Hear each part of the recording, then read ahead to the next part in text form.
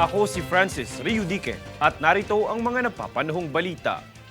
Nitong ika-26 ng Mayo ay nakiisa ang Armed Forces of the Philippines o AFP sa Embahada ng Estados Unidos at iba pang mga dignitaryo sa paggunita sa Araw ng Pag-alala sa Manila American Cemetery and Memorial. Pinangunahan ni AFP's Chief of Staff General Romeo Bronner Jr. ang delegasyon ng AFP sa pagbibigay pugay sa mga namatay na bayani. Ang kaganapang ito ay nagbigay karangalan sa kagitingan aksat at sakripisyo ng mga sundalong Amerikano at Pilipino na sama-samang lumaban noong World War II.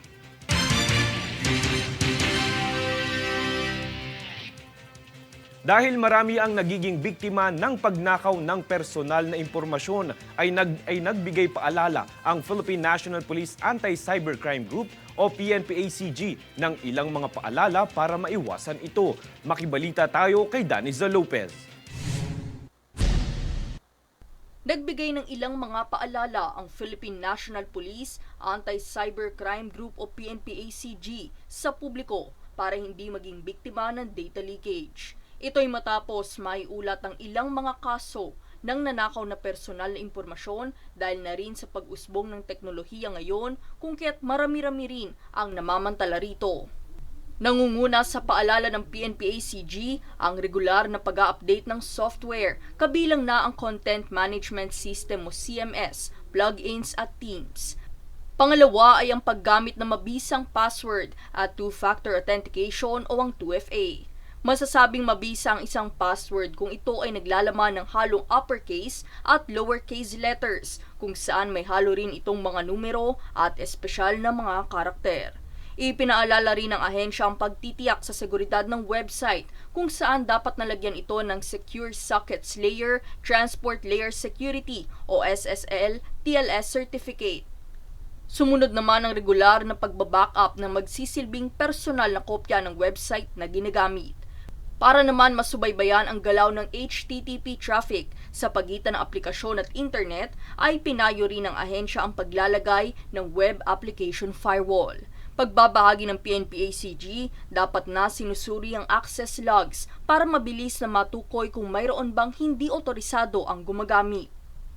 Sa pagkalat ng iba't ibang uri ng modus o scams ngayong panahon, ay mabilis ding pinapaskil ng ahensya sa opisyal itong Facebook o FB page ang ilang mga cybersecurity tip. Mangyaring tumungo lamang sa pahina ng PNP-ACG para sa mga abiso. Daniza Lopez, nag-uulat para sa One Media Network.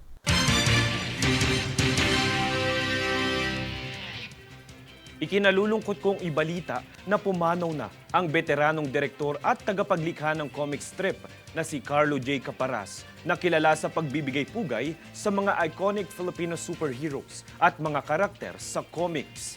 Ito ay kinumpirma ng kanyang anak na si Peach Caparas sa pamamagitan ng isang tula na pinamagatang Sa Bawat Tipa ng Makinilya sa isang Facebook post nitong ika-26 ng Mayo.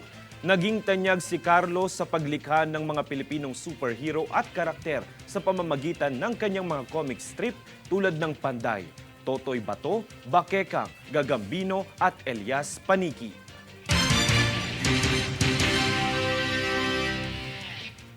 Kami ang boses ng pagbabago. Ako si Francis Riudique at ito ang News Force. Sa ulo ng mga balita, mga nasawi sa kasagsagan ng bagyo umabot sa 5. Kawalan ng kuryente, patuloy na mararanasan matapos ang bagyong Agho. PBBM nilagdaan ng Eddie Garcia Law na magiging proteksyon ng mga manggagawa sa industriya ng pelikula.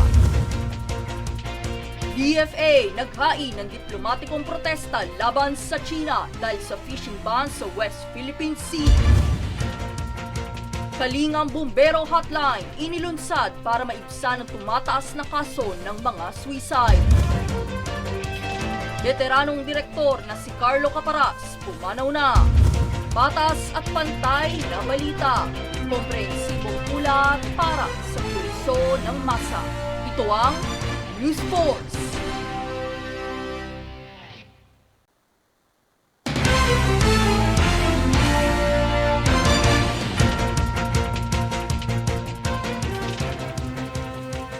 Ako si Francis Riudique at narito ang mga napapanahong balita.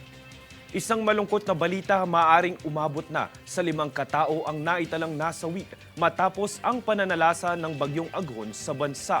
Kinukumpirma pa ng National Disaster Risk Reduction and Management Council o NDRRMC at Office of Civil Defense o OCD ang naitalang ito na mula sa rehiyon ng Calabarzon at Northern Mindanao. Sa ulat, nasawi ang mga biktima dahil sa pagkalunod o pinsalang natamo mula sa mga natumbang puno.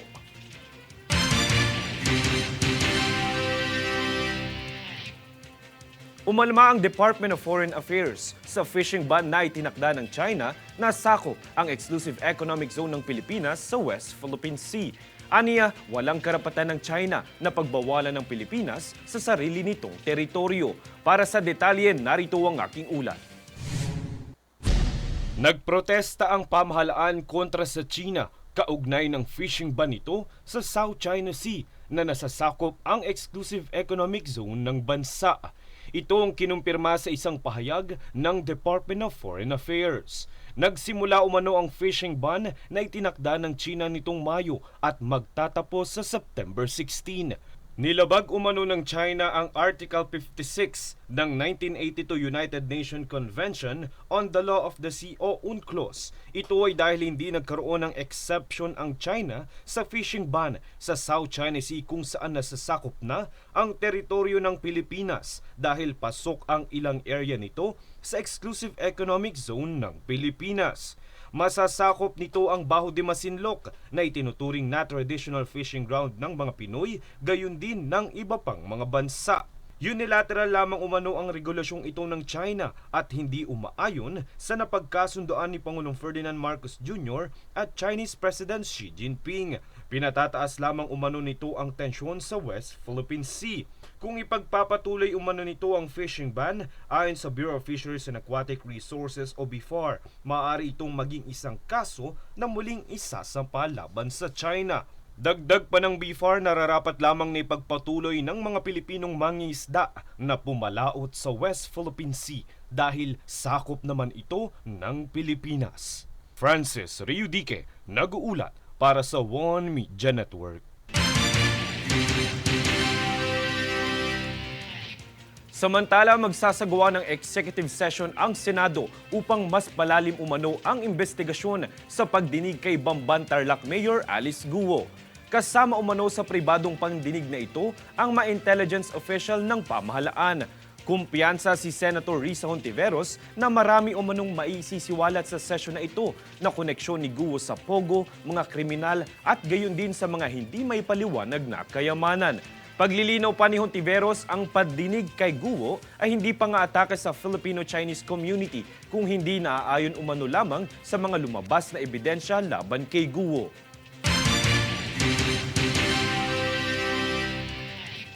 Kami ang boses ng pagbabago. Ako si Francis Riudique at ito ang News Force. Sa ulo ng mga balita, mga nasawi sa kasagsagan ng bagyo umabot sa 5. Kawalan ng kuryente, patuloy na mararanasan matapos ang bagyong Aghon. PBBM nilagdaan na ang Eddie Garcia Law na magiging proteksyon ng mga manggagawa sa industriya ng pelikula. DFA naghain ng diplomatikong protesta laban sa China dahil sa fishing ban sa West Philippine Sea. Kalingang Bumbero Hotline inilunsad para maibsan ang tumataas na kaso ng mga suicide. Veteranong direktor na si Carlo Caparas pumanaw na. Batas at pantay na balita. Komprehensibong ulat para sa pulso ng masa. Ito ang News Force.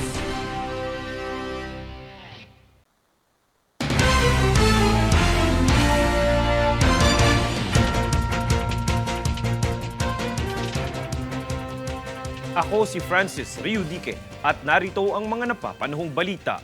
Balik operasyon na ang mga biyaheng bus sa Parañaque Integrated Terminal Exchange o PTEX matapos makansela ang ilan sa mga ito dahil sa bagyong Aghon. Kabilang sa mga bus na naantala ang ilang mga ruta ay ang Ceres Bus Company, OM Transport at Roro Bus na siyang balik normal na simula kahapon, ika-27 ng Mayo. Ang hagupit ng aghon ay nagresulta sa hindi madaan ng mga lugar ng mga pampasaherong bus kung kaya't sinuspende muna ito pansamantala noong nakarang araw para na rin sa seguridad ng mga pasahero.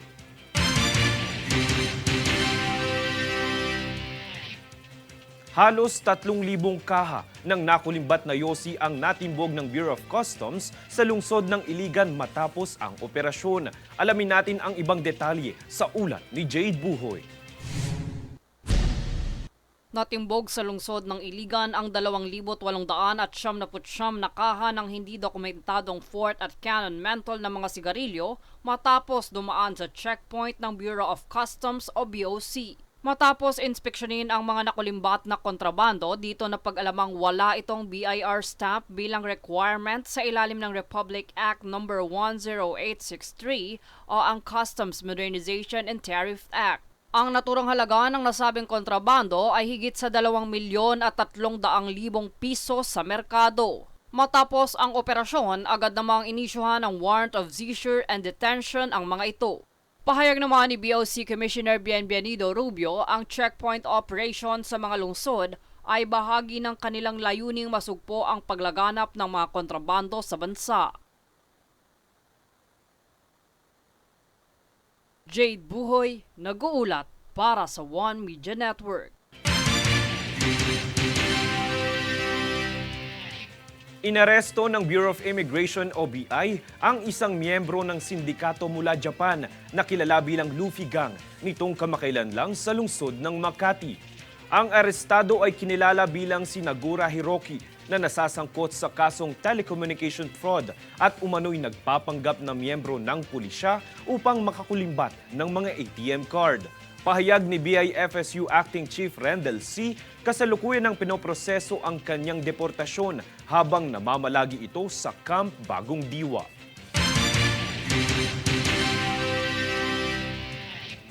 Kami ang boses ng pagbabago. Ako si Francis Riudique at ito ang News Force.